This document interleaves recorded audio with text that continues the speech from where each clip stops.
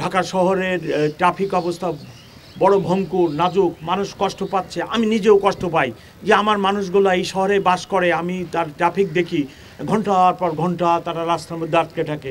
20টা লোক একটা ছোট দাবি দেওয়া নিয়ে রাস্তায় যে রাস্তা ব্লক করতেছে।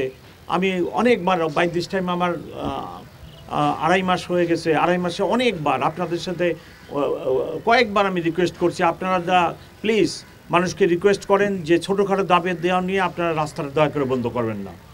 আপনারা ফুটপাতে থাকেন, ফুটপাতে থেকে দাবি দেওয়া আদায় করেন, বলেন, মানববন্ধন করেন ফুটপাতে, কিন্তু আপনার খুবই দুঃখজনক ঘটনা যে কোনো একটা দাবি দেওয়ার আপনারা মোক্ষম স্থল হয়ে গেছে রাস্তা যায় বন্ধ করে দিতে। একটা লোক অ্যাম্বুলেন্সে অসুস্থ আসতে পারতেছে না, একটা বৃদ্ধ লোক যেতে পারতেছে না, একটা মহিলা যেতে পারতেছে না, উত্তরা থেকে রওনা করে মতিঝিলে পৌঁছাতে 7 ঘন্টা লেগে যাচ্ছে। হরিবল কন্ডিশন। সো আমি রিকোয়েস্ট করতেছি সবাইকে আমি রিকোয়েস্ট করি, কালকে রাত্রে 10টা-11টার সময় বাড্ডা রোডে গার্মেন্টস কর্মীরা বেতন পায় না, রাস্তা বন্ধ করে দিচ্ছে। তো আমি তো বিনীতভাবে অনুরোধ করতেছি, আমরা তো পট পরিবর্তনের পরে আমাদের পেশাগত দায়িত্ব এবং আমাদের কর্মধারা পরিবর্তন করছি। আমি ক্ষমাও চেয়ে নিচ্ছি, আমার ইন্সপেক্টর জেনারেল ক্ষমা চেয়ে নিচ্ছে যে আমার পুলিশ আপনাদেরকে মারতে চায় না, আমরাও মরতে চাই না।